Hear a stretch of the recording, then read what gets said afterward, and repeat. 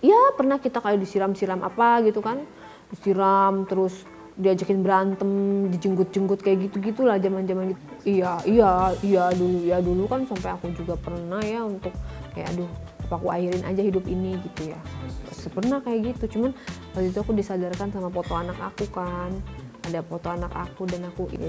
Yang 3 digit itu WC ya, toilet, bathtub, lift. Kalau lift 3 digit tapi yang digitnya lebih gede lagi lah gitu kan. Ray Utami, sosoknya seringkali disorot publik dan disebut-sebut sebagai salah satu artis terkaya di Indonesia. Terlepas dari benar tidaknya, namun Ray mengakui bahwa kehidupannya tidak selalu berada di atas. Istri dari Pablo Benua ini lahir dari keluarga yang tidak sekaya dirinya sekarang. Masa kecilnya pun kerap mendapat bulian dari teman-temannya. Ya masa kecil aku tuh tipikal orang yang punya banyak temen loh. Aku kayak SD nih, temen aku tuh cuma satu, temen sebangku gitu. Aku tuh nggak tipikal yang ngegeng, aku tuh tipikal orang yang dibully loh malahan.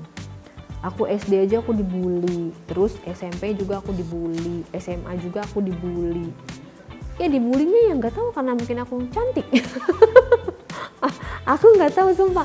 Ya pernah kita kayak disiram-siram apa gitu kan, disiram terus diajakin berantem, dijenggut-jenggut kayak gitu-gitulah zaman-zaman gitu. Cuman aku kan orangnya nggak mau ngadu ya zaman dulu ya, tipikal yang nggak melawan juga gitu. Nah ya aku selalu tanamkan sama anak aku, kamu nggak boleh ngebully orang, karena orang yang ngebully, yang kamu bully itu suatu saat akan lebih sukses dari kamu. Contohnya Mami itu kan dulu dibully orang, tapi sekarang orang-orang yang membuli itu aku nggak tahu kabarnya gitu loh. Salah satu momen terendah lain dalam hidup Ray adalah saat ia harus dihadapkan kasus pencemaran nama baik terhadap Fairuz Arafik. Saat itu Ray dijatuhi hukuman penjara 1 tahun 4 bulan dan harus berpisah dari sang anak. Ibaratnya tuh kalau misalnya kita punya rumah 2 di Pondok Indah tuh udah hilang lah.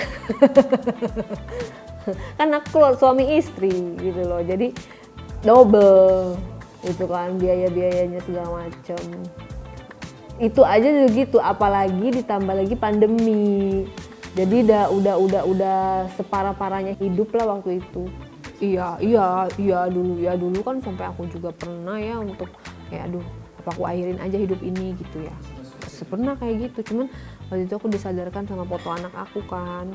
Ada foto anak aku dan aku ya Allah kok aku egois banget, cuma baru kena masalah segini aja udah mau bunuh diri, sedangkan anak aku ini butuh aku, butuh perkembangan untuk pendidikannya dia, kesehatannya dia. Kalau aku mati siapa yang mau ngurus mau jagain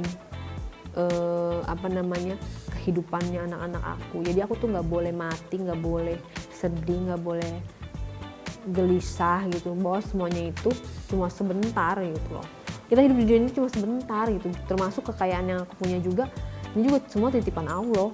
Jadi kita nggak usah berbangga-bangga diri, makanya aku mau aja bantu-bantu. Yang penting orang itu layak dibantu sama aku gitu, maksudnya worth it gitu ya, layak untuk dibantu ya aku bantu. Ray akhirnya bisa menghirup udara bebas pada November 2020. Kondisi saat itu sedang pandemi. Ya meski senang, tapi Ray dihadapkan kenyataan pahit kondisi ekonominya yang merosot. Berbagai cara sudah pasti ditempuh, termasuk berjualan mie ayam dan nasi uduk di pinggir jalan. Ngapain mikirin malu, kalau nanti malu nggak makan ya kan. Aku punya karyawan pada saat itu 7. Gimana cara bisa ngegaji mereka semua, sedangkan bulan depan itu waktunya gajian dan aku belum punya apa-apa. Aku ngerasain banget itu di rekening aku cuma punya 60.000. Iya, waktu itu 60.000, mana bulan depan itu tanggal 7 mereka tuh harus gajian.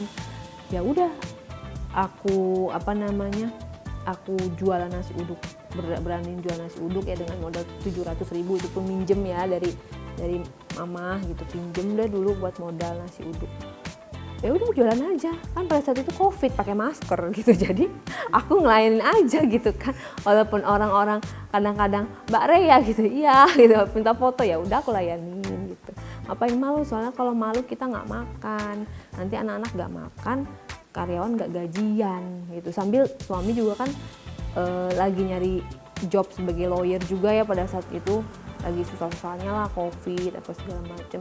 Jadi suami juga fokus kerja, aku juga di sini nge-backup yang untuk makanan harian lah, untuk bisa untuk bisa makan sehari-hari lah gitu, uang pulsa kayak gitulah. Aku inget banget dia baru dibayar tuh cuma 35 juta gitu kan, untuk dari kliennya gitu ya, kita terima lah alhamdulillah segitu kan, bisa buat gajian karyawan gitu. Nah dari situ pas COVID makin nggak karu-karuan gitu kan, di sini kan lokasi perumahan kan banyak banget, ada ribuan klaster. Dan di sini semua orang serentak menjual rumahnya. Rumah dijual. Aduh, aku bilang wah kalau misalnya aku punya duit enak juga nih beli, karena rumahnya murah-murah kan. Karena mereka maunya cash untuk menyambung hidup juga itu semuanya. Wah, aku cari ke sana kemari ya pinjaman untuk ambil itu rumah. Akhirnya dapat dana dan akhirnya aku beli rumah itu, aku renov, aku jual lagi. Kebetulan pembelinya itu nggak lama, dari aku beli ke pembeli berikutnya itu nggak lama. Akhirnya untung dari situ kita bisa beli rumah lagi, diputar lagi dari situ. Jadi awalnya aku bilang ini COVID nih apa ya, kayak buat semua orang pukulan sekali gitu, dan aku juga sempat putus asa. Tapi ada satu sisi yang ternyata COVID membawa berkah ya di situ. Sampai suatu saat aku udah punya tabungan cukup, akhirnya aku buka restoran, memberanikan diri lah buka restoran. Nah suami juga fokusnya dia lagi menggeluti dunia baru, yaitu dunia nikel dan tambang. Ada diajak temennya di Sulawesi, Morowali, Sulawesi. Jadi dia juga usaha tambang dan nikel yang aku nggak tahu ya, bukan bidangnya aku lah. Jadi aku fokusnya ngurusin properti sama kuliner. Keadaan Ray dan suami berangsur membaik dari situ. Perekonomiannya jadi naik pesat dalam kurun waktu singkat berkat kerja keras. Sampai saat ini katanya karyawan Ray sudah mencapai 70 orang. Luar biasa. Kalau yang tetapnya itu mungkin bisa 50 orang kali ya. Kalau yang nggak tetapnya misalnya 20 orang, mungkin 70 orang lah untuk yang tim-tim yang kayak marketingnya, terus ya macam-macam lah. Ya lumayan itu. 10 orang aja itu bisa 3 digit. Jadi kalau 70 orang, nah itu udah lumayan banget. Tapi cuman tanggalnya kan nggak bareng, jadi aman gitu. Mau jadi karyawan Ray? Kira-kira apa ya enaknya jadi karyawan Ray dan Pablo? Nggak ada enaknya gitu, karena kan tiap hari pressure terus. Gimana ini gambar gitu kan? Ini gambar gimana? Terus audionya gitu kan? Terus kenapa settingan kameranya? Karena aku orang yang perfeksionis, dan Bapak Pablo juga orang perfeksionis, jadi nggak ada enaknya. Asal kuat aja gitu. Cuma ya enaknya ya jalan-jalan gitu, karena kita bosenan orangnya. Jadi kita pasti jalan-jalan seminggu sekali, entah ke Bandung, ke Puncak, kayak kita kemarin ke Medan sama ke Bali gitu kan. Ya paling di jalan-jalannya aja sih gitu, mungkin enaknya ya gitu, sama ya bonus-bonus lah, bareng-bareng kita jalan-jalan kayak kemarin jalan-jalan ke Bali gitu kan. Itu bagian dari appreciate untuk Ray-Ban Entertainment. Nggak membuka lapangan pekerjaan, bahkan saat ini ia tengah membangun rumah baru yang disebut-sebut harganya mencapai 50 miliar rupiah. Berbagai perabotan mahal telah disiapkan, mulai dari lift, bathtub import, shower berlapis emas. Konsepnya sih nggak ada yang terlalu gimana, cuman dia lebih kayak ke smart living aja. Ya kayak misalnya pintunya nanti bisa scan muka gitu.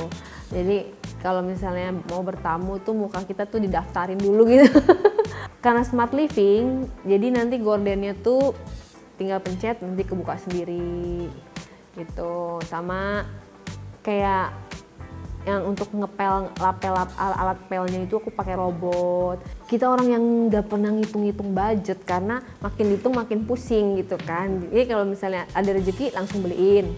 Kayak misalnya aku udah ngincer nih bathtub yang impor gitu kan. Bathtub impor kan mahal. Terus lantai kayak marmer juga lumayan. Nah itu budget khusus. Yang lebih banyak ngeluarin budget sih di kamar mandi. Kamar mandi itu kan kayak toiletnya aja itu sudah mencapai harga 100 juta lebih gitu kan. Itu sih yang paling banyak. Sama lift budget juga. oh ya lumayan, bisa seharga rumah kecil. Bathtub juga lumayan karena impor. Kalau bathtub yang lokal mungkin murah. Ya lumayan lah. 3 digit lumayan lah. Gitu. Yang 3 digit itu WC ya, toilet, bathtub, lift. Kalau lift 3 digit tapi yang digitnya lebih gede lagi lah gitu kan. Ray kini memang sudah jarang tampil di layar kaca. Ia sudah memilih fokus ke dunia bisnis dan membesarkan channel YouTube-nya Ray-Ban Entertainment. Alasan gak ke TV karena penggantinya aku udah banyak banget. Nggak sih? Penggantinya aku udah banyak banget. Pendatang baru juga udah banyak banget, ya kan? Terus mereka juga datang dengan harga yang sangat terjangkau gitu kan. Artinya, wah memang berarti sudah regenerasi gitu kan. Dan kita udah sadar diri, oh berarti aku harus punya pegangan yang bisa bikin aku settle, itu bisnis.